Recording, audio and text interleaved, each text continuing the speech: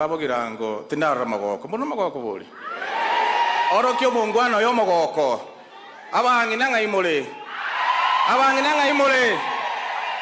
abakale bichuli.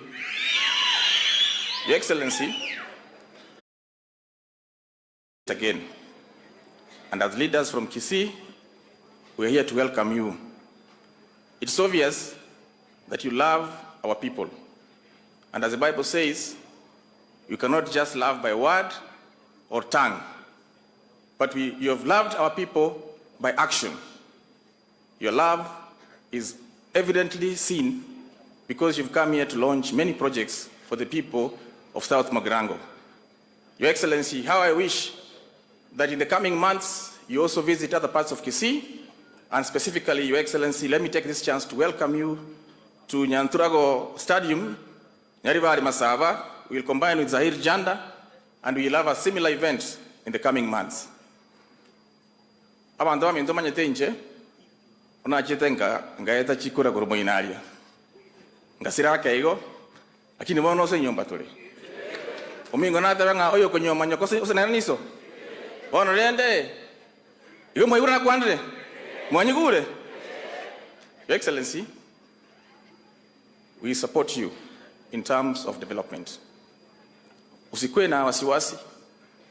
Watu wa Nyaribari ya juu na ya chini, Chache na Masava are behind you. And I have come out openly myself to say, instead of going with sufurias on our head, we should spend that time in our farms, in our businesses. And I've said again, we cannot destroy other people's property. Ndu akara manganayo. Use wone numo taketa manganayo. Momro yo soro mangaki momroche. Mbuyagocha. Mbuyagocha momroche. Omayete gari kiratora ali Maria. Na bago jito mbugate sia tuetia machiko. Lakini wana saka gosa. Ako anata na musuri autogolera. Usoro kwanya ngororo musuri. Muno autogolire. Otu ateba nga wikatuma bugate si. Elinde akonyo mugako oyo tonyora magendro. Taribo gaki. Your Excellency, the last thing, uko na deni yangu 20 km Keroka Ivacho Kiamokama. Sina mambo ingine, Your Excellency. Abantu bami tumutegale bia. God bless you. Mbiamono Mheshimiwa Manduku maetega ari bunge ntobugate cafeteria asitogo chitwaragera twali bokima twali chinsaga musuru norongo tokoro ndirogo cha nala ko musuru togokana aragero musuru omusuru bwokonywa tali omusuru bwechibesa abantu bamanyo omusuru bwokonywa. Haya, wacha sasa niende tena Nyamira County nikaribishe Mheshimiwa Jerusha Momanyi, Women Rep Nyamira County, aka Ntogoro. As she comes, Your Excellency, may I allow me to render the apology of Mheshimiwa Donya Doris, ambaye sasa hivi yuko USA on an official trip, na angekuwa pamoja na sisi lakini ameomba ruhusa ya kukosa leo. Asante.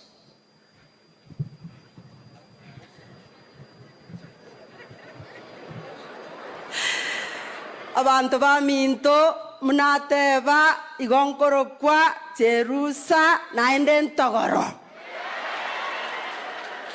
Abakungu baramo koibora Mugirango litangani ntagete ko bakera mpija mono. Moibore to momurora o momuregesora gekoro. Nerogerire akobogorie president akomoe notice ya matukabere omoiki Mugiranga. Naba yamore. Naende mbia mona sengenjire kotabogorie suguria. Abakungu orabogorie suguria yaira ninka marogobe tabwati kende. Abana baumbagoke. Na abasoroire timoira na se suguria na ndo ndatabagenga kuchia. Inu na bantara ya inte Jerusha Momanyi koruga ali Nyamira. Mheshimiwa Doris gakara America ne bintu byena akanya ko prepare lakini nje natoka igo na beira na nitagete gocha Nyamira moja mwezi. Your Excellency the President,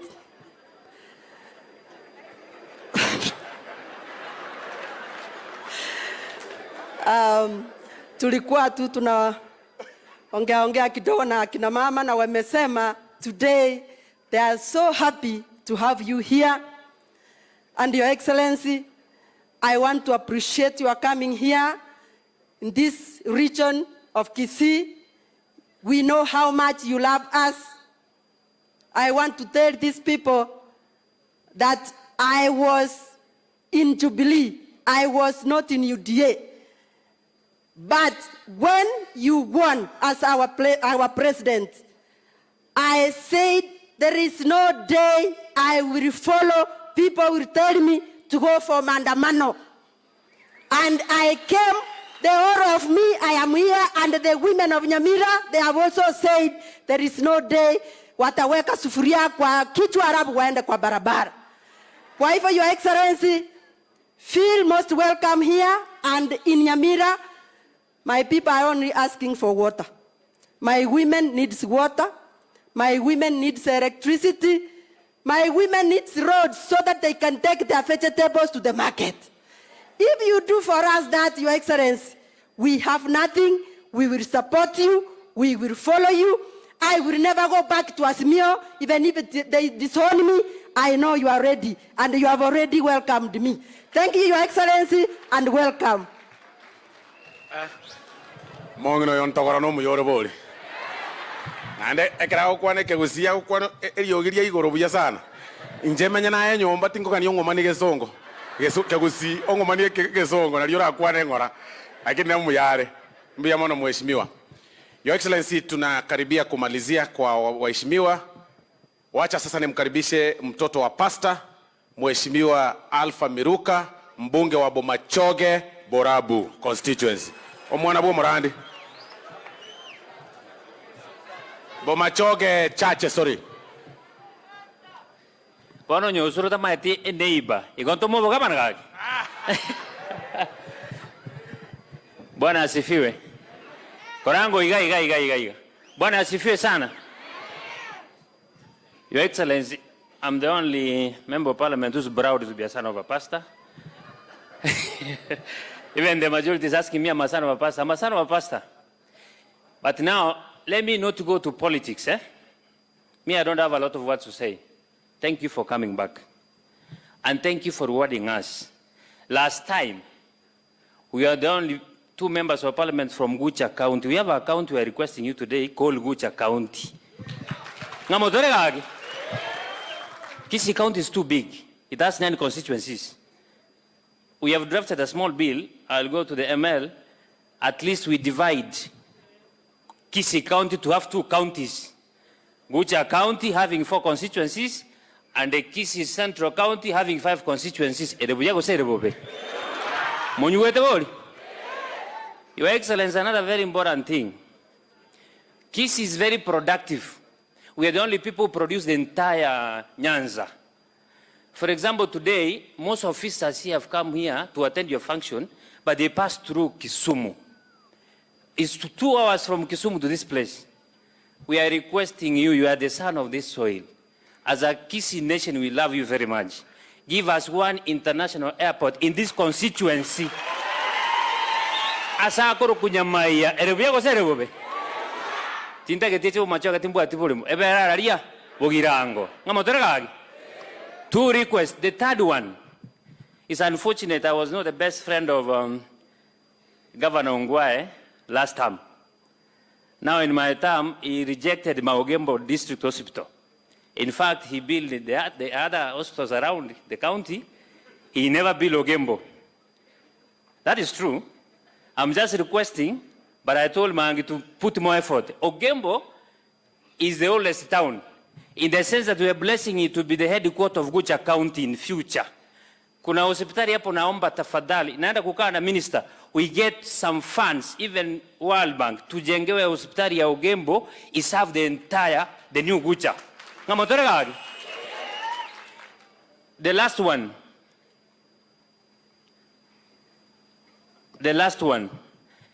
Last time when we were struggling, this was the first stop.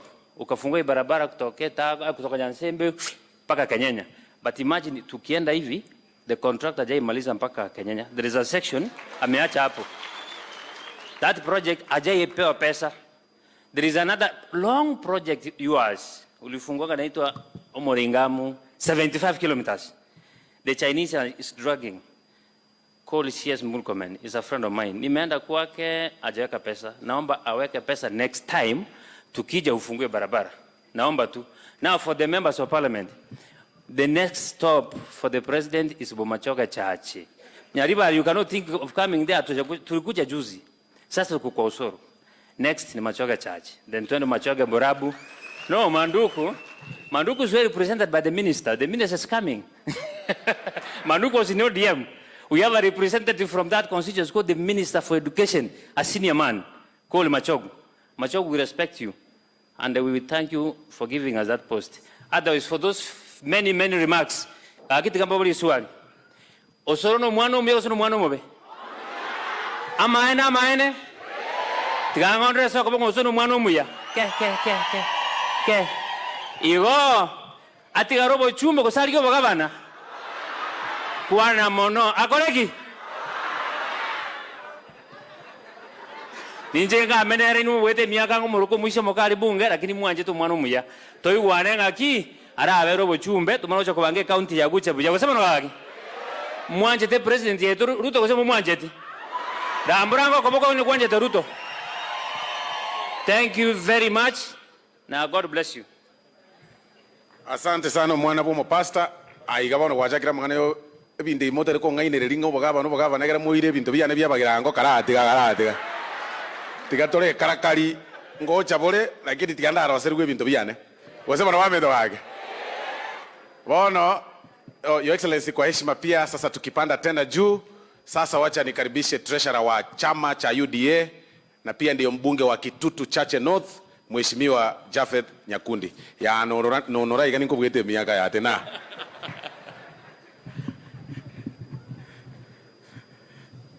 Mheshimiwa Rais, Mheshimiwa Prime Cabinet Secretary na wananchi wote tiranda bakwani gambia mole.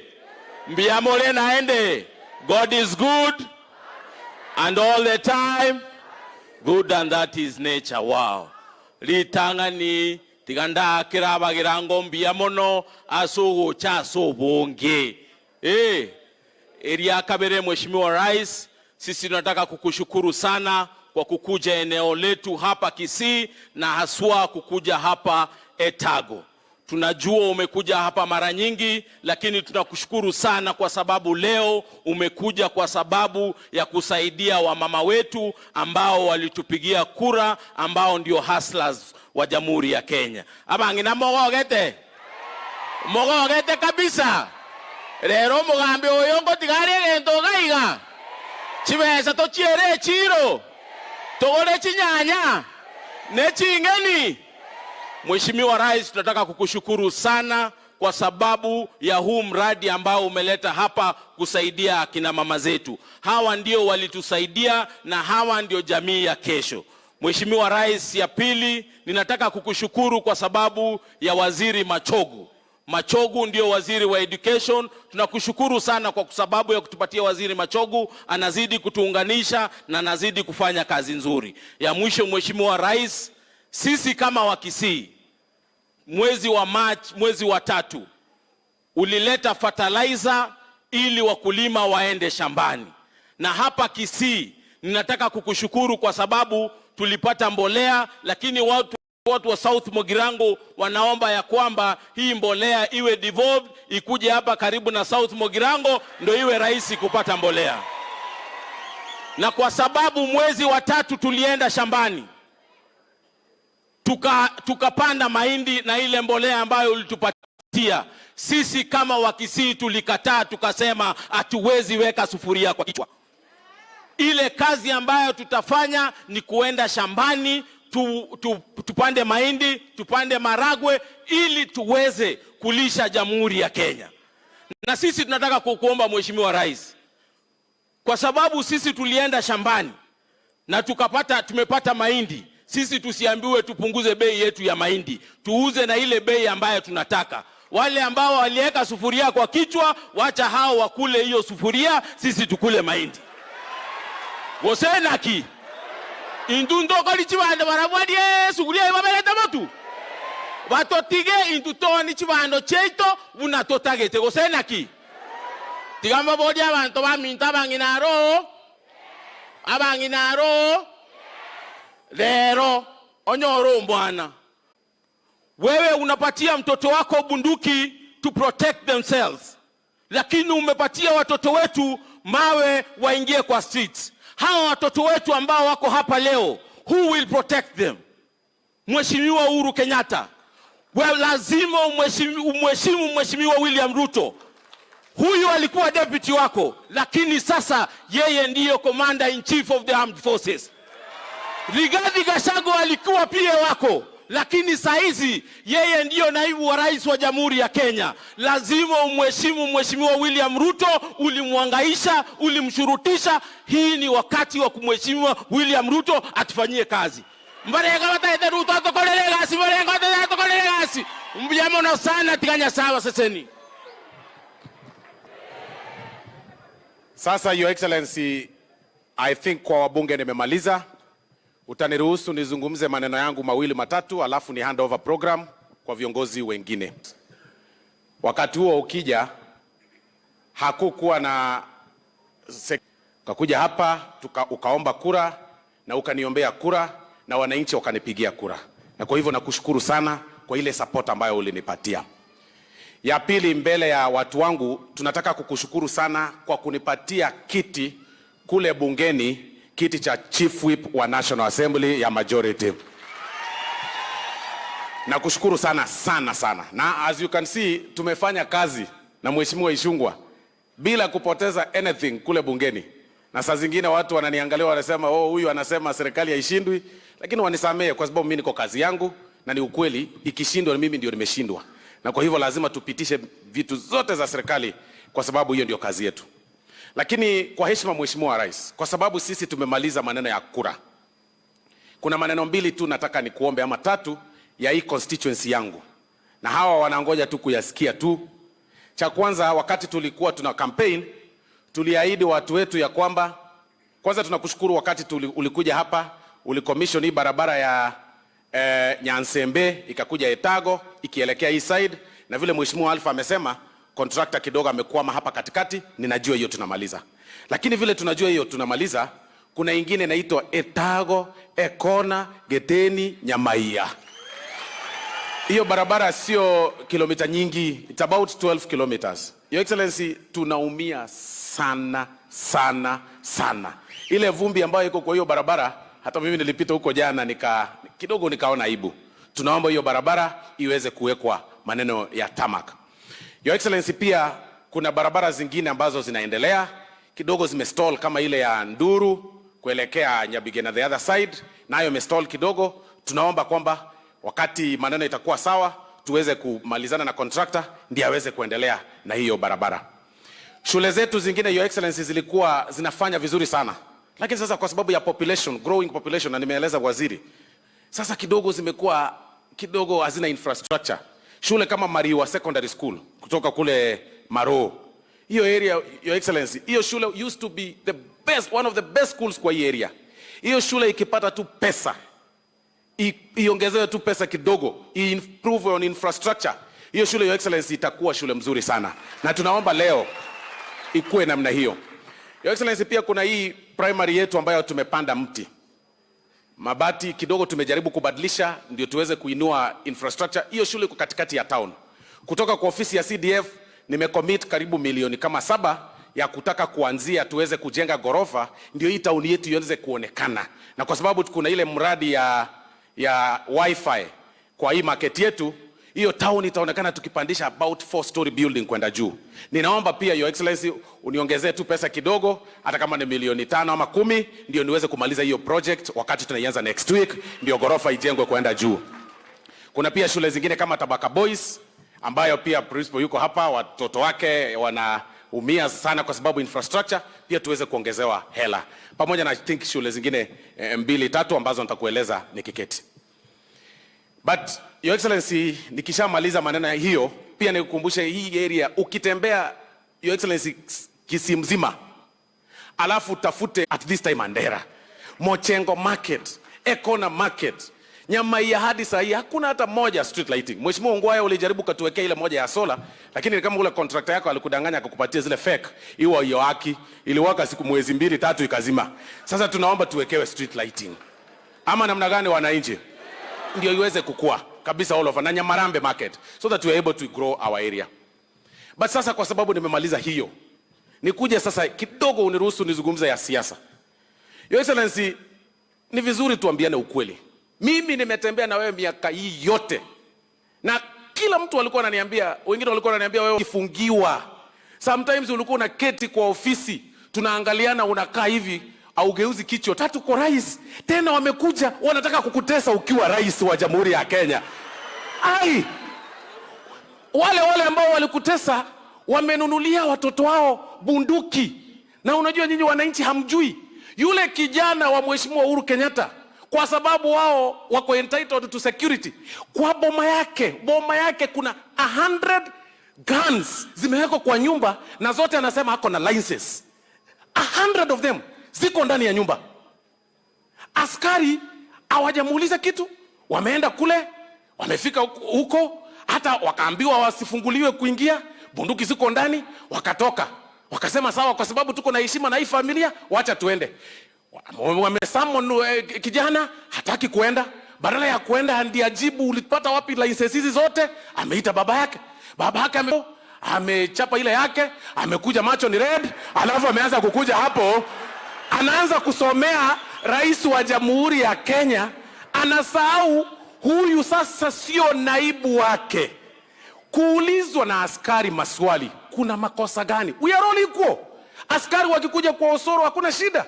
Nitawaeleza kama hii niko na hii bunduki nimetoa namna hii. What is the mistake? Askari akienda kuuliza raia, wewe umetoa wapi bunduki? Makosa ni gani? Lakini kwa sababu ameenda kuulizwa, mtu ametokea, amekuja, ameweka heshima yake chini, anasema wewe ameanza kukusomea rais wa Jamhuri ya Kenya, anasomea naibu wako. Yeye amesahau vile anaongea kwa TV, huku nyuma yeye si rais sasa. Sasa sijui kwa nini anasahau, anakuprovoke. Na wakati vita inatokea hapa juzi, Your Excellency, ambulance ilipigwa mawe hapa. Mama mjamzito alikuwa anaenda hospitali, ambulance ikapigwa mawe, driver akatoroka. Vijana wakaendelea kupigwa mawe hapa Kisii. Wakaendelea kupiga mawe, mama akakufa, akafariki. Hiyo vitu yote tunazungumza hapa, Mheshimiwa Uhuru Kenyatta amepeana pesa. Amesukuma hiyo watu, upewa 200, endeni muandamane, muharibie huyu jamaa, ndio miaka 5 ishe, aonekane hajafanya kitu. Wakati maandamano inakuwa, ana fly out. Wakati imetulia, anakuja Kenya. Kwanza Your Excellency, nyanganya huyo jamaa hiyo kazi umempea ya kwenda kutengeneza peace. Hakuna peace huyo anaweza tengeneza huko nje kwa sababu ana heshima kwa rais wa Jamhuri ya Kenya. Hii Kisii, Your Excellency, siku ya kwanza tulipata kidogo maandamano hapa. Na wacha nikuambie Your Excellency, haikufanyika na watu wetu. Ni watu walitolewa kutoka sijui wapi, wakakuja wakamwagwa town. For the first time in the history of Kenya, umerelease pesa yote ya county governments. Yote. Kisii tumepata 12 billion shillings. Ilikuja 2 months ago, 12 billion. South Mugirango nimepata pesa ya CDF. Umerelease yote. Badala ya hiyo pesa kukuja, na sio Kisii peke yake, na hizo kaunti zingine zote, Nyamira na hizo zote za Kisumu, Siaya. 12 billion imekuja kwa counties. Badala governors wengine wa Azimio waende kulaunch projects za mashule, waende kufungua barabara, hiyo pesa uliwapea Your Excellency, na mimi naomba EACC chunguze. Hiyo pesa inatumika kupea vijana 1,100 ama 500, ingia kwa barabara muharibu town, ndio watu wakuwe confused, wasahau ya kwamba wamepewa 12 billion hizi counties kama hii yetu, 12 billion. So Your Excellency, sisi tunakuambia hivi, tunasimama na wewe. Usishtuliwe na wewe ndio rais. Simama kama rais wa Jamhuri ya Kenya, amiri jeshi mkuu wa jeshi yote ya Kenya, mtu ambaye amekuwa uongozini, asijaribu kukutisha, na sisi kama jamii ya Mkisii tutasimama na wewe kidete hadi mwisho. Gosema naba ndo minto. Bono monto mnanje nkaransirete kirugo. O monto oche uri nabugete chikura, wiris no regana akwete gasi, oche ngano tere komiga. Akia mura wakeri komo kweri kwere kya garinche ngai karansirete kirugeke. na kiumo ndakuru asa kurukuru aina yo karazide kirugo akyo kugusuka akonye kugusuka ai ya aya mbane kabanje to mongwano yongoro kyanga soko wali banje to mongwano mumwanje te mwanzipe. Kwa hayo machache, Your Excellency, kwa heshima kubwa niruhusu sasa nikaribishe Mheshimiwa Kimani Ichung'wah ambaye ndio majority leader wa National Assembly ambaye tunafanya kazi na yeye kule bungeni. Mwakere chinko vyo majority leader itongoyo chirega okoro Kimani Ichung'wah, karibu sana leader. Thank you very much. Asante Mheshimiwa Osoro. Avanto vaminto va South Mugirango biamore. Najua Mheshimiwa Rais nikiwa hapa sababu Mheshimiwa Osoro sio tu chief whip wetu bunge, lakini ni ndugu yangu mdogo. Na huyu jamaa mlifanya vizuri sana kutuchagulia Osoro. Huyu ni mwanaume. Wale watu unasikia waazimio wakiona Osoro bunge wote wanatorokea ya choo. Hakuna anaweza simama Osoro akiwa bunge, na tunashukuru, na ndio tumekuja kujiunga na yeye siku ya kufanya kazi ya maendeleo. Na Mheshimiwa Rais, nimefurahi kutembea hapa South Mugirango tena na wewe, na nimefurahi kuona viongozi hapa wote kutoka Nyamira hapa Kisii, kiwemo our former governor Ongwae, Waziri Machogu, wote wameamua kushikana wafanye kazi pamoja, na hivyo ndio watu hupata maendeleo. Na nitawauliza kwa heshima viongozi wote wa Kisii, tuungane pamoja, tufanye kazi pamoja. Huyu rais mwenye yako hapa ni rais wa Wakenya wote. Wale walikuwa kwa kampeni yake, wale hawakuwa kwa kampeni yake, wote wenye wamejiunga wakaacha kazi ya kuvaa sufuria wakakuja kufanya kazi na yeye, wote ni watoto wake. Si ndio watu wa South Mugirango? Na tuendelee namna hiyo ili maendeleo ifike. Hiyo Osoro anasema ati ukitupwa gizani ujipate huko kuagiza ujue huko South Mugirango. Hii itakaa kama city sababu sasa serikali ni Osoro na Osoro ndiye serikali sasa. Kwa hayo mimi sitaki niseme mengi. Lakini jana Mheshimiwa Rais, nimeona viongozi wa makanisa pia wametoa taarifa nyingine, na tunawaheshimu viongozi wetu wa makanisa wakiwemo wale wa SUPKEM, na nataka nikubaliane na wao sababu wamekuwa wakisema tujadiliane, na wale wanatupa mawe tujue venye tutagawa serikali, ati watu watulie, na tuliwaambia hiyo hatuwezi fanya. Lakini jana wamesema vizuri, walituuliza turudie yale maridhiano ya bipartisan talks. And I want to confirm to you, Your Excellency, that under your leadership, those of us in Kenya Kwanza, in line with the call by our religious leaders, ya kuwa turudi kwa bipartisan talks with a single agenda of the reconstitution of IEBC. That I want to agree with our religious leaders, that we are ready to resume the bipartisan talks with that singular agenda of reconstituting our IEBC commission, ili tuweze kuendelea hata na zile by-elections ambazo constituencies zingine na wards hawana wakilishi because of the paralysis at IEBC. And I agree with our religious leaders. The other important thing they said yesterday, Your Excellency, was a call to the end to violence. Now, walituambia that violence cannot be a solution to the financial crisis that this nation is facing or any of the problems that we face as a country. They further called on us as leaders, all of us, those in government and those even in the opposition, to follow the law. And even those who demonstrate, they must follow the law, they must abide by our constitution, and allow the rule of law to prevail. And there again, Your Excellency, I want to agree with our church leaders and even those from SUPKEM, that we all must be law-abiding citizens.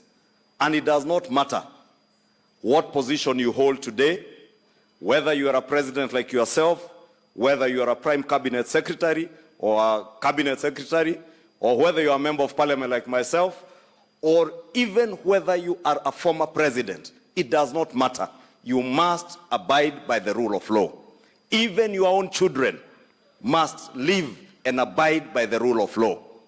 Your Excellency, Kenyans are astounded today that somebody is lecturing us because they do not want to be subjects to the rule of law. When you are a suspect of any crime, it does not matter who you are. It does not matter what office you served. It does not matter whose child you are. We are all equal under the law and under the Constitution of the Republic of Kenya. Kwa hivyo, wale niliona jana usiku wakitusomea ati sababu polisi wanataka kukagua manyumba zao. Waambie hizo nyumba zao ni nyumba kama zile sisi tunaishi. Hao watoto wao ni watoto kama wale watoto wetu. And even their mothers, every one of us, we have our mothers. And you are lucky, you are fortunate and privileged that you can stand before us and tell us that your mother has been guarded for the last 50 years. Who has been guarding our mothers when you are looting our country dry? Who was protecting our mothers and our children? Na ni vizuri tuheshimiane, au sio watu wa Mugirango? Wewe usituambie ati vijana wako mtu ameweka mabunduki, sio bunduki moja, mabunduki, tens of guns kwa nyumba na zisiangaliwe ni gani. And I want to ask the Inspector General of Police and DCI, do not be threatened because somebody is coming to try and intimidate you when you are doing your work. Investigate those firearm holders, whether licensed or not. There are those with fake licenses. There are those with legitimate licenses. But there are also those with genuine licenses.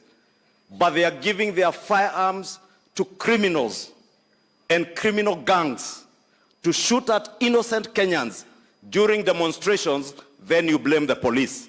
Alafu, polisi wakija kuchunguza, wewe unaanza kutusomea, ati you should be listening to the concerns of Kenyans. My friend, we listened to the concerns of Kenyans through economic forums that we even came to Kisii. And all the 47 counties, we listened to the concerns of Kenyans when Kenyans told us that they are carrying a burden, a huge burden of debt because of state capture and the economy that you had driven to its knees. We are listening to the people of Kenya today who are telling us today here in South Mugirango that they are about to harvest their maize and get food, cheaper food on their tables, courtesy of the subsidized fertilizer that the government of Kenya and this Kenya Kwanza administration gave to our farmers in earlier this year. We are listening to the people of Kenya when our university students today are about to benefit from a new funding model that will ensure whether you are the son of a former president or a minister or the son of a hustler, you will be able to access higher education because the government of Kenya will finance your university education. We are listening, my friend. So don't lecture us to tell us to listen to the people of Kenya. It is you, when you are in power, because of impunity, because of state capture, because you thought you were a god that the people of Kenya should be worshipping, you had no temerity to listen to the people of Kenya. I want to tell you, my friend, today we have a government that is listening to the people of Kenya. The only thing, Your Excellency, I will tell you not to listen to. Usisikize hawa watu wa kukuambia ati watakutisha na maandamano, na wakifanya maandamano waweke wakora huko ndani, wapige watu, ati wanasponsor Mungiki na wanawapea pesa na bunduki wapige watu risasi ili wasingizie polisi wale watu wanapiga risasi. Rais, kaa ngumu nani? Kaa ngumu rais. Usiachie watu nafasi kuleta fujo kwa Kenya. Today you are the commander-in-chief. And being commander-in-chief, Your Excellency, means that millions of the Kenyan children today look up to you for protection. They look up to you to safeguard their lives and the property of their parents who are educating them.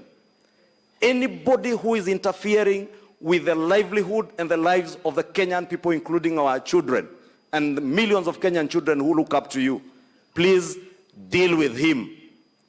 Whether you think you are so mighty, you think you are above the law. Hata huko Marekani rais, nimeona Donald Trump mwenye alikuwa rais, nimemuona kotini. Hapa Afrika tumeona Botswana former presidents in court. I want to encourage you, Your Excellency. Tuliambiwa wiki mbili ile Pandora Papers, tutaambiwa pesa ilitoka wapi. Hiyo ndio pesa ya hawa wa Kenya ilibebwa, ikafurushwa, ikapelekwa nje ya Kenya. Kwa bunge, hawa wabunge watakuambia. Some of the things being considered by parliamentary committees, Your Excellency.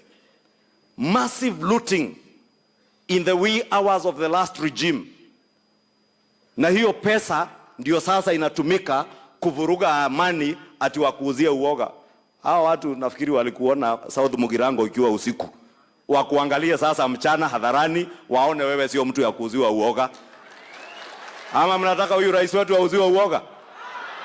Kama hawakumuuzia wakiwa sijui nini na nini, watamuuzia saa hii? Wacha huyu rais. Mimi mwenyewe niliwaambia, mimi huogopa Mungu peke yake, uji moto na stima. Hiyo stima Osoro anaongea. Siwezi ogopa binadamu. Sasa mtu asifikirie ati utasimama ututishe.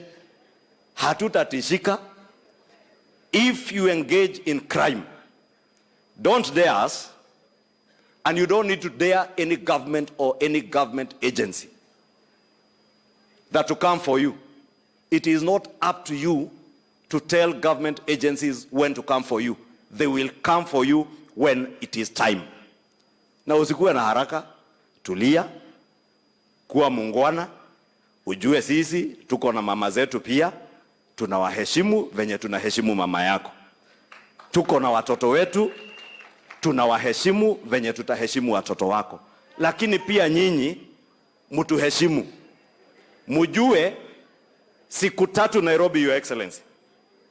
For 3 days kuna watoto mamilioni hawakuenda shule. Sababu wewe umeweka wakora kwa barabara wazuie watoto wasiende shule.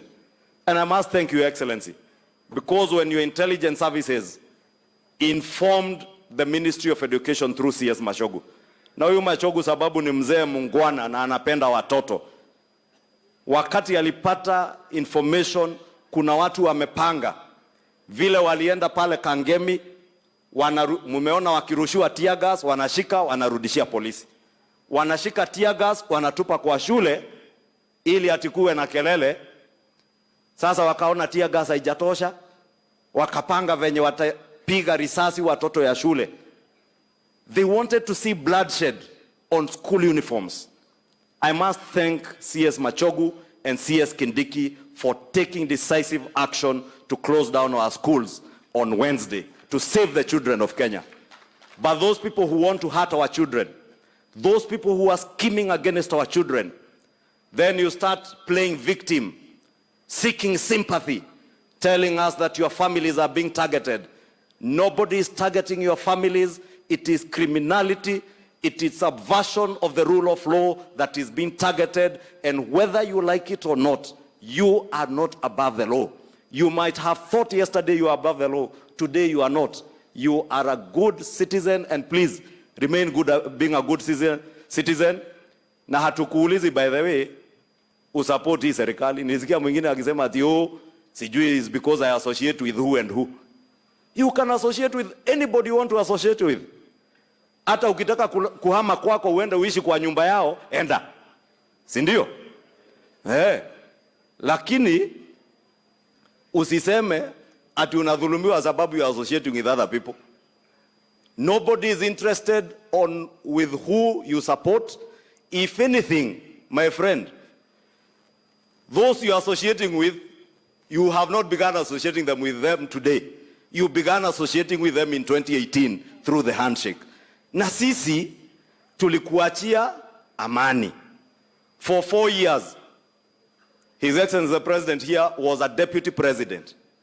Na sio kusema Deputy President hakuwa na nguvu ya kufanya maandamano ama kuleta fujo, lakini alijua engagement is with the people of Kenya, and he engaged with the people of Kenya peacefully.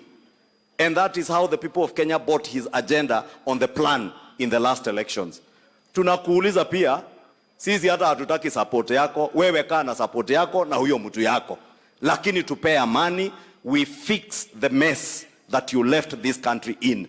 And we have a capable leader. We have a clear plan on how we will fix your mess. Kwa hayo mengi, naomba sasa kwa heshima nimkaribishe waziri ambaye ametusaidia sana mambo ya elimu. Huyu ndiye anahakikisha walimu wameajiriwa Kenya, amehakikisha shule zetu ziko na capitation, CBC yenye iliachwa msituni, huyu Machogu amefufua. Na hata university students huyu ndiye mwenye kutengeneza. Tumpigie makofi mheshimiwa CS Machogu. Thank you, Your Excellency, the President of the Republic of Kenya, William Samoei Ruto, the Prime Cabinet Secretary, the members of Parliament present here today, wakiongozwa na ndugu yangu Silvanus Osoro, wa South Mugirango. Muko na furaha leo? Ebu onyesha kwa mikono. Your Excellency, nataka niseme mawili, lakini kama sijasema, ningetaka kueleza watu wetu na kuwaonyesha wale maafisa wa serikali wa ngazi ya juu ambaye wewe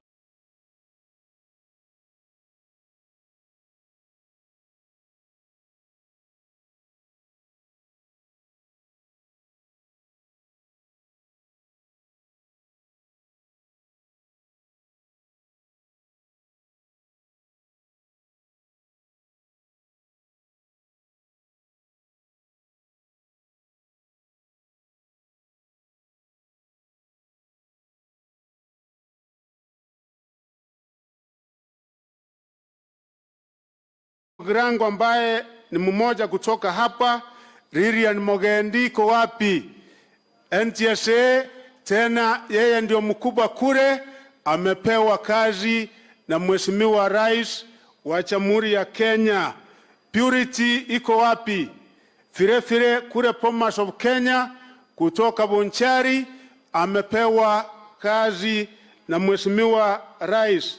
Mama Bitutu, si mnajua mama? Mnamkumbuka mama?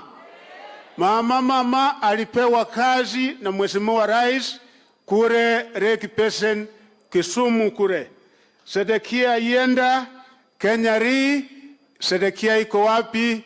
Amepewa kazi, yuko pamoja na sisi. Charles Matoke yake iko jikoni. Your Excellency, unajua mambo yake, kijana yetu ambaye tunaheshimu sana. Moses Ondaba iko hapa, anafanya kazi kwa ofisi ya Rais kule Ikuru. Ni kijana wetu kutoka hapa wa bidii sana. Kuna wengine wengi, Your Excellency, kwa sababu tangu uingie usukani zaidi ya Wakisii 20 kutoka Nyamira na kutoka hapa Kisii County wameweza kupata kazi kila sehemu ya serikali yako. Kuna Mheshimiwa Joas Maangi, Emori asimame aonekane. Mmanyatia Emori. Mambo yake iko sawa. Katu Emori. Mambo yake iko sawa, na yeye yake mnajua fire hiko CS, na anatambulika sana na anaheshimika, amefanya kazi kubwa hapa Kisii pamoja na kwingine. Your Excellency, niseme mambo mawili peke yake. Ya kwanza, wewe umeonyesha wazi ya kwamba kweli unatupenda sisi wa Kisii. Kakio mosacho yatatu anjeti. Abangina iriria tango. Abamrevi churinga ibire. Sisi, Your Excellency, kutoka Nyamira na kila sehemu ya Kisii, tumeona unatupenda. kwa sababu hata wakati we mwenyewe ulikuwa naibu wa rais wa Jamhuri ya Kenya, hakuna sehemu ya Kisii ambayo wewe kuweza kufika. Ile maendeleo ambayo iko Kisii, iwe ni ya barabara, iwe ni ya shule, iwe ni ya kina mama, iwe ni ya vijana wetu, iwe ni ya TVET institutions, wewe mwenyewe ndio ulianzisha, Your Excellency, na sisi shukrani yetu hiko kwako, kwa sababu wewe kila wakati iko na sisi. Your Excellency, leo awa kina mama, ile ambayo utafanya ni kitu ya maana, kwa sababu kina mama akipata kitu kidogo inafikia kwa kila mmoja wa jamii na familia. Itafika kwa watoto, itafika kwa wazee, hata masomo ya watoto wetu wakishapata, tuko na hakika ya kwamba itafika kwa watoto wetu. Kusema nabangi na moro chimbuya ga kitache tiko to changera takora tibuya mugwanchache naendache ingine. Your Excellency, sisi kama jamii ya Wakisii tungetaka tuwahakikishie Wakisii wako kila pahari. Jana wakati tulikuwa na we Murang'a, kulikuwa na Wakisii wengi sana nilikuta kule. Wakati tulikuwa na Keyo Marakwet, siku ile wiki ingine, Wakisii wamenua mashamba, wengine wanafanya biashara kule. Wakati nituma Nyandarua, wakati nimeenda Laikipia, wakati wiki ile ndienda Hembu, Wakisii wamejaa kule.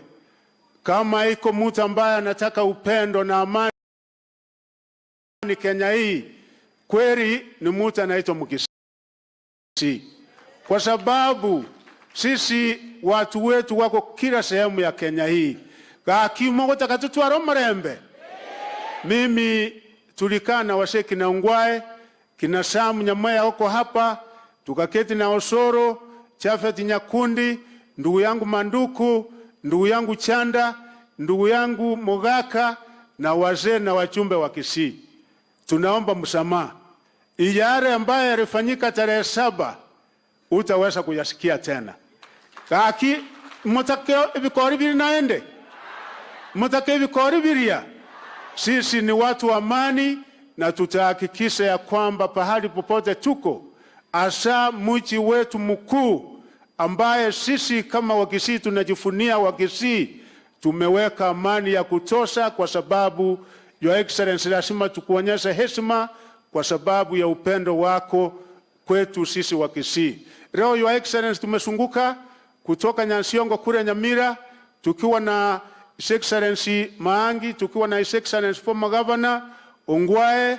Watu wa Nyamira wako sawa, wakasema jambo. Tumekuja Kisii town, tumekaa pamoja na Bishop Mairura na fathers wote wa Catholic, na tena wametuma salamu, wakasema Kisii iko gangari na tutaendelea kukupenda. Hivi majuzi abantu ba Minto, ile nilitumwa hapa, si mimi nilijituma. Fira unaona naenda kila sehemu Kenya, His Excellency akinituma anakumbuka Wakisii.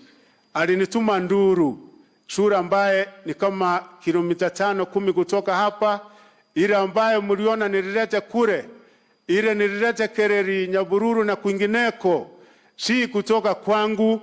Inchenomo tumoyo ntomete ngakiakorokwa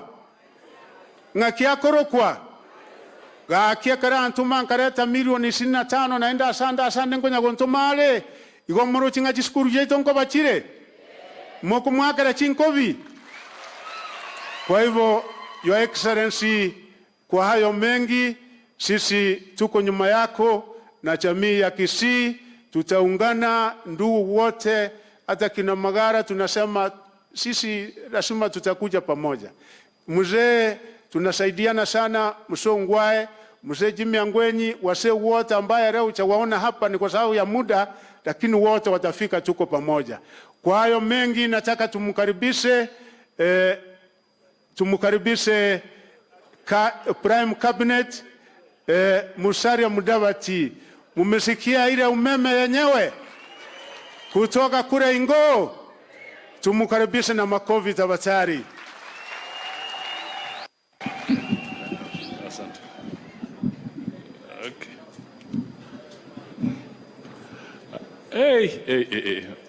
Maajabu haya. Kuna dunia nzima hapa. Mheshimiwa Rais wa Jamhuri ya Kenya, Daktari William Samoei Ruto, Waziri Machogu, mjumbe mwenyeji Osoro na viongozi wengine wote, wajumbe ambao wamenena hapa, wa kisiasa, wa kibiashara, wa kidini. Mirembe. Mirembe.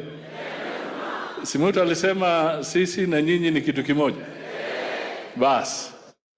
Mheshimiwa Rais, mimi sitaongea kwa muda mrefu kwa sababu hawa jamaa wangependa kukusikiza wewe. Lakini nataka tu niseme mawili matatu. Kwanza, jamii ya Wakisii inaheshimika sana. Na yule ameshika bendera kwa serikali, tunamwangalia Mheshimiwa Machogu, and I want to tell the people of Kisii that we have an excellent Minister for Education. He's very composed, very thorough, very meticulous, and very balanced in making sure that every part of the country gets a rightful share. Tunasema we have a good man. The President did not make a mistake in appointing him as the Education Secretary. Jambo langu la pili, I want to take our young politicians a little bit on an important journey.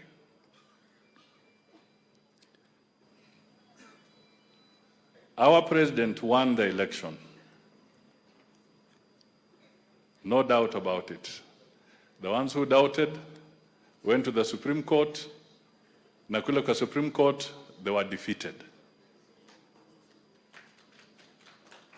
He is the president. We want him to win in 2027. And this time, we do not want to leave any room for anybody to go to the Supreme Court. Kwa hivyo, mimi nawaomba, victory is in our hands, but we must grow the support base of President Ruto. We must bring in powerful people. Ongwae has a following. Magara has a following. And many others here have a following. We want those votes to be in the basket of William Samoei Ruto in 2027. So let us bring people together so that we broaden and grow his support base. Hiyo ni ombi langu kwa viongozi wa Kisii, tuvute hawa jamaa wakuje wasimame nyuma ya William Samoei Ruto. It is important. On politics, Your Excellency, impunity must end. Nobody is above the law. Impunity must end. Na mimi nataka niambie viongozi ambao wako hapa. Even when Uhuru was the president, hata kwangu, the police came to look for firearms. They even came and said, let me see whether you're properly licensed. Because I was not above the law.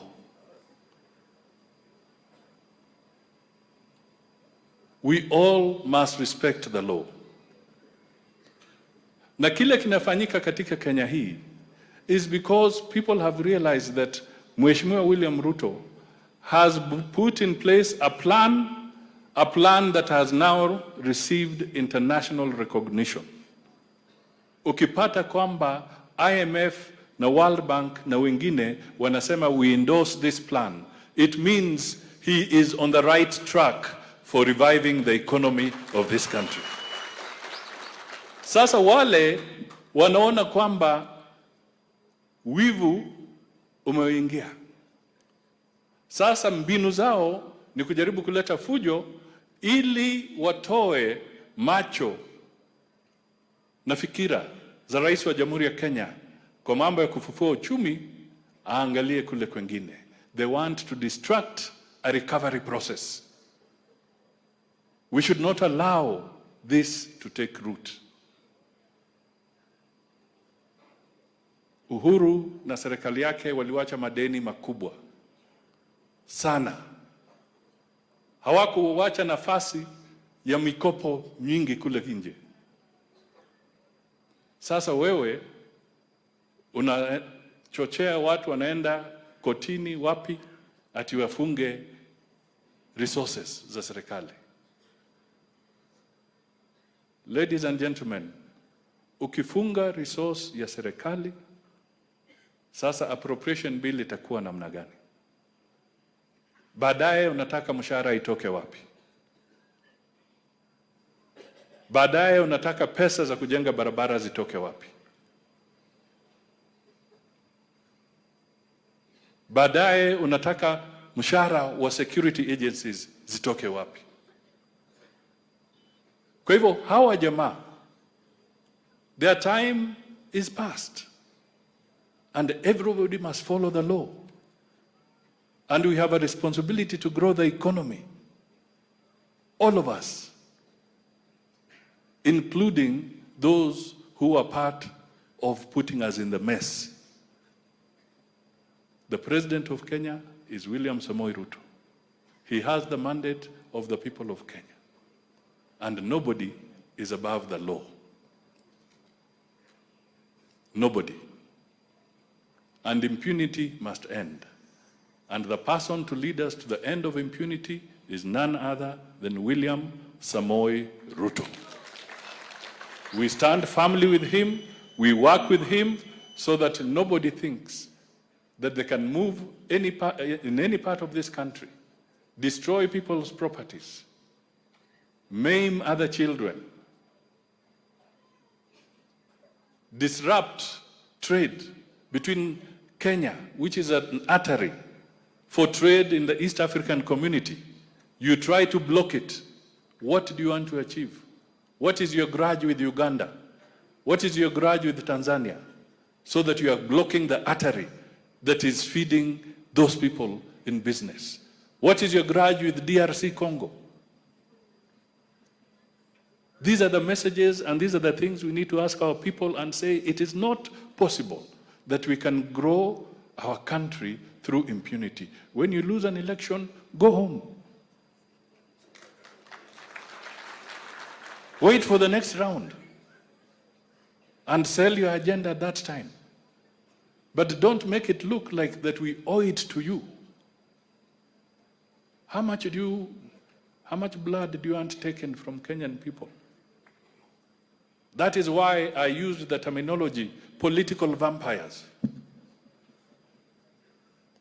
How much blood do you want spilt from the Kenyan people for you to be satisfied? It is time for all of us from every village, from here Itago to Mululu to Kapenguria, to say no. Enough is enough. Ndugu na dada, tusimame, tumkaribishe Rais wa Jamhuri ya Kenya aje atuhutubie na atusaidie kwa mpango wa leo. Asante sana. Thank you, Your Excellency.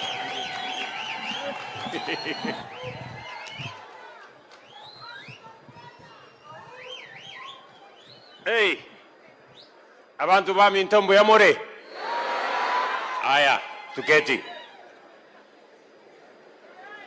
Waheshimiwa viongozi wote, ndugu wananchi, kina mama, wazee, vijana wa hapa South Mugirango, hamjambo.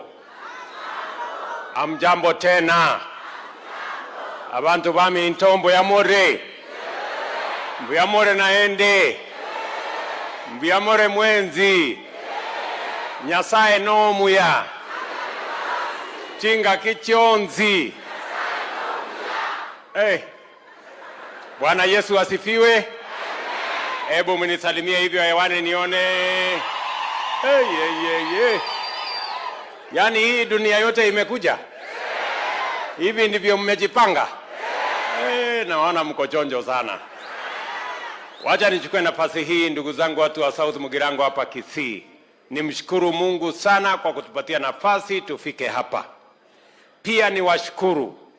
Ni mara yangu ya kwanza kufika hapa South Mugirango. Niwaambie watu wa South Mugirango, nilikuja hapa nikaomba kura zenu, tukaomba na huyu muungwana wenu Silvanus na sisi wote, nyinyi mkawa watu wangwana.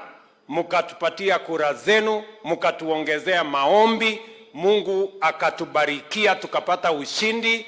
Mimi nataka niseme asante sana watu wa South Mugirango. Sijui kama mmenisikia. Yaani nimesema asante sana watu wa South Mugirango. Na mimi nataka niwahakikishie ya kwamba kwa sababu mmetusaidia tukaunda hii serikali pamoja, hii serikali itawafanyia kazi vile tutafanya kazi katika sehemu zingine zote za Kenya. Na nimekuja hapa leo salamu peke yake. Mimi nitarudi hapa sasa kwa ile maneno yenyewe. Si tulikubaliana tukimaliza uchaguzi kitendawili haitaanza. Tulisema kazi ndio itaendelea. Ama tulisemaje? Si namna hiyo? So leo mimi nimefika hapa, niliambia mjumbe wenu juzi ya kwamba nitapitia hapa, nilikuwa nimeenda shughuli ya maji kule Vihiga, nikasema nitapitia hapa nafasi kidogo niwasalimie, niwashukuru na pia niwashukuru kwa kunipatia huyu shujaa. Anaitwa Silvanus Osoro. Huyu muungwana jameni ni mtu shujaa. Huyu mtu hawezi kununua uoga. Ni mtu amejipanga na tumempatia kazi kubwa ya kupanga bunge ya Kenya. Huyu chief whip, mimi nataka niseme asante sana watu wa South Mugirango for electing this great Kenyan, Silvanus Osoro. Ile kazi yako naye, kalamu yake ndio inapanga hawa wabunge wote kwa makomiti. Huyu kalamu ya huyu mtu. Si ndio? Msimuone ati ako na mwili kidogo, hii watu wote wanapiga salutu kwake. Akisema unatoka hii komiti, unatoka za hiyo hiyo. Anasema umekosa komiti, kalamu yake ndio inaondoa watu. So huyu Silvanus Osoro tumemwamini, tumempatia kazi ya muhimu ya kutupangia agenda ya serikali katika bunge. Na amefanya kazi ya kujitolea na kazi mzuri. Mimi nataka niwaambie watu wa South Mugirango, thank you very much for giving us a great Kenyan to serve in the Parliament of Kenya. Viongozi wengine wote, tuko na wabunge wa hapa Kisii ambao tulichaguliwa pamoja na wao. Tuko na wabunge wengine hata ingawaja hatukuchaguliwa na wao, wamekubali tuungane kwa sababu mambo ya siasa imekwisha, sasa ni kupanga mambo ya wananchi. Na vile niliwaeleza ndugu zangu watu wa Kisii, na nataka nirudie, mimi niko tayari na deputy wangu na serikali tuko tayari kufanya kazi na viongozi wenu wote. Pengine tu wakatae. Tunaelewana? Wakikataa sasa mimi sina lingine, lakini mimi nataka tupangane kwa sababu nia yangu ni kuhakikisha ya kwamba tunataka maendeleo ya serikali ifike katika kila sehemu ya taifa letu la Kenya, ikiwemo hapa Kisii. Nawashukuru sana kwa sababu leo nimekuja hapa na mimi nataka niwaeleze. Niliwaambia wakati nilikuwa hapa ya kwamba tutakuwa na mpango maalum ya kusaidia wafanyabiashara wa hapa chini. Leo Osoro ameniambia kuna wamama wamejipanga katika vikundi. Mimi nataka niwaambie wamama nitatoka hapa nikiwa nimewapanga. Ndio? Lakini mimi niliwaeleza tutaanzisha hazina ya Hustler Fund. Nyinyi watu wa Kisii ni watu wa mnajua kujipanga sana. Hapa Kisii watu ambao wamepata Hustler Fund ni 430,000.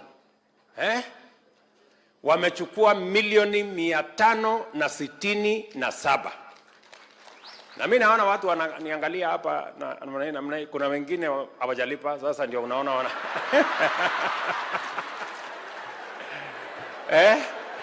Msikuwe na wasiwasi, sawa sawa. 70%, in fact 69.5% ya watu hapa Kisii wanachukua hiyo pesa, wanalipa, wanachukua tena, wanalipa, wanachukua, iko tu 30% ambao kidogo wako namna hii, lakini nitakutana na nyinyi hapo mbele. Yaani mnafikiri ati mnaweza kuhepa? Mwezi nitawapanga hapo mbele. Sijui kama ninaelewana. Lakini tena tumepanga awamu ya pili, na mimi nataka kina mama ambao wako kwa vikundi na vijana, watu wa bodaboda na wale wengine wote wanisikize. Tumepanga tena awamu ya pili. Mkijiunga katika vikundi watu 10, watu 20, tumepanga tuwapatie pesa kati ya 20,000, 1,200 na vile vile mpaka ifike shilingi 1,000,000. So nyinyi mjipange vizuri. Nyinyi mnanisikia?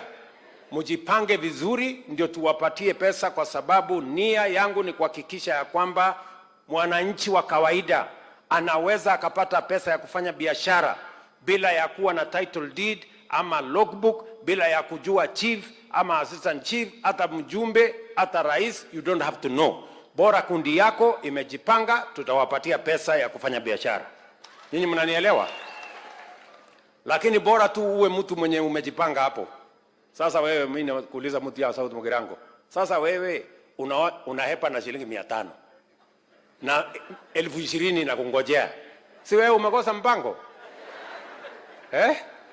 Ukihepa na 500 na 20,000 umekosa, si wewe umejiharibia? Ama namna gani? Wewe jipange hapo namna hii, pole. Sijui kama tunaelewana. So mimi nawauliza, leo tumefika hapa niwaeleze watu wa South Mugirango, watu wa Kisii County na Wakenya wote ya kwamba the government of Kenya has a plan. We have deployed resources to make sure that ordinary people, ordinary hustles, people who run small businesses can have access to credit between 20,000 shillings and 200,000 shillings per group, and that money you can access without collateral, without any security, without knowing anybody, kwa mtandao tu, kwa simu. Vile wewe ulipata ile 500, sasa unaweza kupata 20,000. Wewe lipa ile 500 alafu jipange hapo. Bure utakuwa unajiangusha peke yako. Ama namna gani jameni, watu wa Kisii? Tunaelewana? Jambo la pili, tulikubaliana na nyinyi wakati nilikuja hapa mambo ya campaign, tulikuwa na shida kubwa ya elimu. Tulikuwa na matatizo ya CBC. Tulikuwa na matatizo, karibu university yetu inafungwa. Mimi nataka niwaambie ya kwamba niliwaeleza, niliwaahidi ya kwamba tutatatua zile changamoto tulikuwa nazo kwa mambo ya CBC. Niliappoint kamati ambaye ilishughulika na hiyo maneno. Sasa tumetatua shida ya CBC, tuko na mwelekeo sawa sawa, tumepanga vizuri vile junior secondary school itakavyoendelea, na vile vile niliwaambia matatizo ya walimu, kwa sababu elimu ni kitu ya muhimu sana.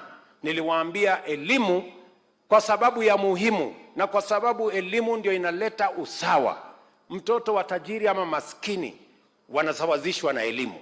Mtoto wa mama mboga, bodaboda na rais wanakuwa sawa kwa sababu ya elimu. Na ndio sababu kwa mara ya kwanza, vile niliwaeleza na vile tuliandika katika manifesto yetu, tumeajiri in the last 8 months, tumeajiri walimu 56,000 katika taifa letu la Kenya. Walimu ambao hawajawahi kuajiriwa tangu dunia hii itengenezwe. We have hired a record 56,000 teachers this year, kwa sababu tunataka watoto wetu wote wakienda shule wapate walimu na wapate elimu, because the greatest empowerment we can give to any society, to our children, is the empowerment through education. And that is why we must give every child an equal chance to be their best. Ya pili, tumekubaliana vile vile ya kwamba tukienda mbele tunataka watoto wetu wote wapate nafasi sawa katika TVET, katika university. Na ndio tumesema tunabadilisha mfumo. Sio ile tulikuwa tunapatiana tu grant kwa university ama kwa college. Leo tumebadilisha, we assess every child. Na tumesema wale watoto ambao wanatoka jamii ambazo ziko chini, lazima tuwapatie scholarship 100%, wasome bila ya kuulizwa pesa yoyote. Nyinyi mnanielewa jameni? Na ndio tumeongeza maradufu pesa ya TVET from 5 billion to 10 billion. Tumeongeza pesa ambayo inaenda katika universities zetu from 44 billion mpaka 82 billion, because we want every child in Kenya wakienda university wakute masomo inaendelea, sio wanaenda university kwenda matembezi. Na tunataka tuhakikishe, because human capital, the people of Kenya are the greatest resource we have as a nation, and to sharpen that resource we do it through education. Tunaelewana? So hiyo mpango yote ya elimu tumetengeneza, tumekubaliana na vice chancellors, tumekubaliana na wale wanaendesha TVET, tumepanga vizuri, and we have already implemented that program. It is moving forward. Tulikubaliana na nyinyi vile vile kwa sababu tunataka kubadilisha taifa letu la Kenya. Tukasema lazima tushughulikie mambo ya chakula, kwa sababu kupunguza gharama ya maisha, sehemu kubwa ya gharama ya maisha ni gharama ya chakula.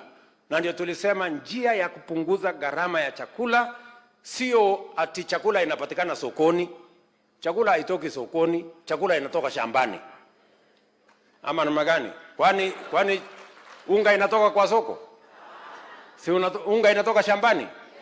Na kama unataka kutatua shida ya bei ya unga ama bei ya chakula ama gharama ya maisha, unaenda mahali inaanza. Na ndio tumeenda kwa wakulima. Tumepunguza gharama ya mbolea vile nimewaambia from 7,000 mpaka 3,500, na mimi najua nyinyi watu wa Kisii mnapanda mara mbili, mkirudi shambani tena hamtalipa 3,500, nimepunguza tena ikuje 2,500. Na nimesema hiyo mbolea iletwe mpaka South Mugirango. Hatutaki ati inabakia kule, hatutaki ibakie kule Kisii town. Tunataka iletwe mpaka South Mugirango na ipelekwe katika kila constituency. Kwa hivyo wewe Osoro, kwenda tafuta waziri anaitwa Franklin Mithika Linturi, wewe unamjua, si ndio? Pangeni na yeye county government. Kama county government wasipopanga, wewe upange, tuwe na store hapa, tulete mbolea ya watu wa South Mugirango ikuje hapa.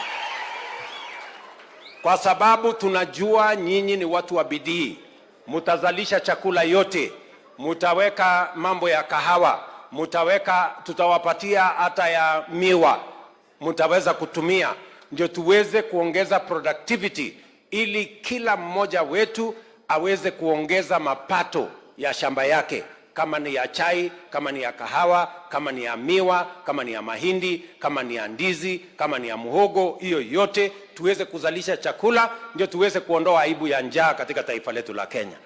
Tunaelewana jameni? Na ndio nimewaambia hawa watu wengine wanatusumbua na maandamano na masufuria kwa kichwa. Hauwezi kupunguza gharama ya maisha, hauwezi kupunguza gharama ya unga ati kwa kuvaa sufuria kwa kichwa, ati na kupiganisha watu kwa maandamano.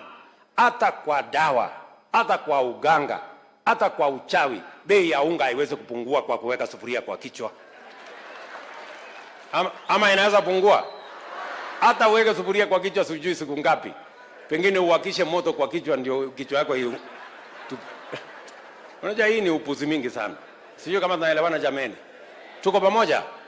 Na ndio tumesema tunataka kutumia kilimo kuzalisha chakula, na vile vile kupanga pesa kwa mfuko ya wakulima wetu, na vile vile tupange through our county aggregation and industrial parks, tupange mambo ya storage, tupange cold rooms, tupange agro processing, tuongeze value addition, tuweke mpaka manufacturing, ndio tuhakikisha kwamba vijana wetu wanapata ajira, na vile vile tunapanga vile wakulima wanaweza kuongeza dhamana katika mazao yao so that we can increase the incomes for our farmers.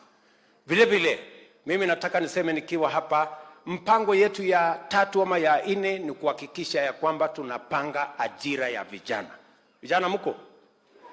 Vijana wa South Mugirango mko? Mbona sikii sauti yenu? Nataka kusikia sauti ya vijana. Sikizeni. Makosa tumekuwa tukifanya katika taifa letu la Kenya for a long time. Tunapanga elimu ya vijana, primary, secondary, college, university. Lakini hatuja kuwa na mpango kamili. Hawa watoto wakitoka shuleni wanaenda kufanya kitu gani? Ndio unaona watoto wengi wanatoka shuleni wanaenda wanahangaika. Ni kweli ama si kweli? This time round niliwaambia mbali na kupanga vile tutasomesha watoto wetu, lazima tuwe na mpango maalum ya vile watapata ajira. Na ndio kwa sababu katika budget yetu hii tumeweka pesa ya mambo ya housing. Kwa sababu tunataka kutumia housing kutengeneza ajira 1,000,000 Kenya. Vijana wa hapa South Mugirango, mimi nataka mnisikize vizuri. Hapa Kisii, kwanza nyinyi watu wa Kisii ndio mnahitaji housing kuliko sehemu nyingine yote ya Kenya, kwa sababu ardhi yenu imeanza kuwa ndogo. Mimi nataka niwaulize, hii ardhi ya eka 2, eka 3, eka 5 ikikatwa kwa vijana wa 4, wa 5, kutakuwa na mahali ya kuzalisha chakula kweli baada ya miaka 2, 3? Sisi tutakuwa tumepotea sisi wote.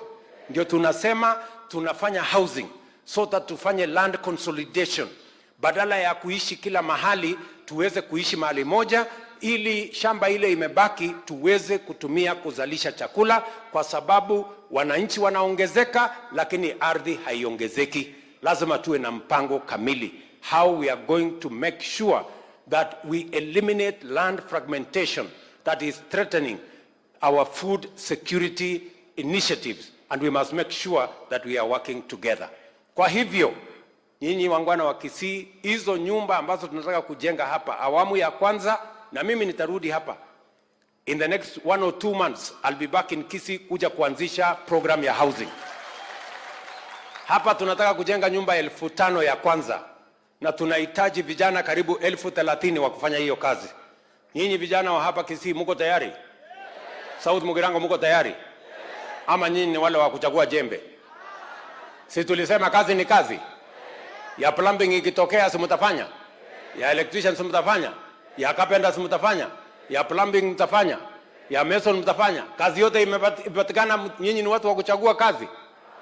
Si kazi yote tutafanya? We must do it. Ya pili, tumepanga vile vile ajira, kwa sababu kwanza nyinyi watu wa Kisii, wengi wenu mnajua kufanya kazi ng'ambo. Tumepanga a proper program vile tutahakikisha kwamba vijana wetu tunawaunganisha na nafasi ya ajira ambayo inapatikana Marekani, inapatikana Ulaya, inapatikana Ujerumani, inapatikana Canada, kwa sababu Wakenya wanajulikana kwa kuwa wafanyikazi wa kujitolea na bidii na ni waaminifu. Nyinyi mnanielewa jameni? Vile vile tumekubaliana every ward tunaweka ICT hub, ili iwezekane pia kijana wa hapa South Mugirango awe yako hapa Etago, lakini kupitia mtandao anafanya kazi Marekani, anafanya kazi Ulaya, na ako tu hapa South Mugirango analipwa na dola. Tunaelewana jameni? We have a comprehensive plan on how we are going to engage our young people in employment, something that we have never done as a country, because we have always taken for granted that the young people will somehow find jobs. But we must be intentional. We must be deliberate on creating jobs and opportunities for work for the young people of the Republic of Kenya. Mnataka tuendelee na hiyo kazi jameni? Tuhakikisha kwamba tunapanga ajira ya hawa vijana. Na ndio mimi nataka niwaambie ya kwamba ndugu zetu, watu wa hapa Kisii, tusikubali siasa ya kupiganishwa. Tusikubali siasa ya fujo na kupigana na kuharibu mali na kuharibu biashara. Mimi nawauliza tuungane, siasa imekwisha. Mimi nataka pia niwaulize viongozi wote wa taifa letu la Kenya, all of us who are leaders, we must be mindful about our country. We can compete, but we cannot sabotage Kenya. Kenya is greater and Kenya is our motherland. All of us, irrespective of our different viewpoints or political parties or political persuasions, we must never engage in activities that destroy property, that destroy life, that destroy business in Kenya. Because if we sabotage our economy, we have no other country to call home. Ni kweli ama si kweli? So mimi nauliza viongozi, hasa wale viongozi ambao hawa wanaopanga maandamano. Mimi nataka niwaulize, jameni, nyinyi viongozi ambao mnapanga maandamano Kenya, watoto wenu hawako kwenye maandamano, wazazi wenu hawako kwa maandamano, familia zenu hawako kwenye maandamano, pesa zenu tu ndio iko kwa maandamano. Sasa nyinyi mnatumia pesa kulipa watoto wa wengine. Watoto wenu kwa sababu mnawapenda, mmewatuma bunge, wengine mmewatuma Ulaya, wengine mmewatuma sijui biashara gani, alafu mnachukua watoto wa Wakenya wengine, mnawabebesha mawe, mnawabebesha sijui silaha, wanaenda kupigana na polisi, wanaharibu mali ya watu, wanaharibu biashara zetu, wanaharibu Kenya. Alafu nyinyi mnafikiria kwamba mtafata faida ya kisiasa. Mimi nataka niwaulize hawa viongozi, tafadhali, we must, whatever it is, whatever disagreements we have, we must always be responsible to know we have one nation called Kenya, and we cannot sabotage or destroy our nation. And the same way, you guys, vile nyinyi, the same way you guys are looking after your families, making sure that they are protected, making sure that they have jobs, making sure that they are members of parliament. I want to tell you, I too, I have a responsibility to protect the children of the rest of Kenyans. Si ni kweli jameni? Kama wao wako na, kwa sababu wanapenda familia zao, wanapenda watoto wao, wamewapatia kazi, wamewapatia sijui nini, pia na mimi lazima na niko na jukumu ya kulinda haki ya hawa watoto wa Wakenya wengine. Hawa mnawatuma waende wapigane mawe, waende wapigane na polisi, waende waharibu mali, waharibu dunia ya Kenya na wahujumu uchumi wetu. I have a responsibility to protect them. And therefore I want to say, na nawauliza vijana wa Kenya, wewe ukiambiwa ya kwamba uende upigane vita, huyo mwenye anakuambia uende upigane vita, anakubebesha mawe, uliza yeye, wapi bibi yako kwanza? Wapi mtoto yako kwanza? Wakuje waongoze ndio wewe ufuate. Ama namna gani jameni? Tunaelewana watu wa Kisii? Tunaelewana watu wa Kisii? Hapo ndio tunataka tufikishane na hii maneno.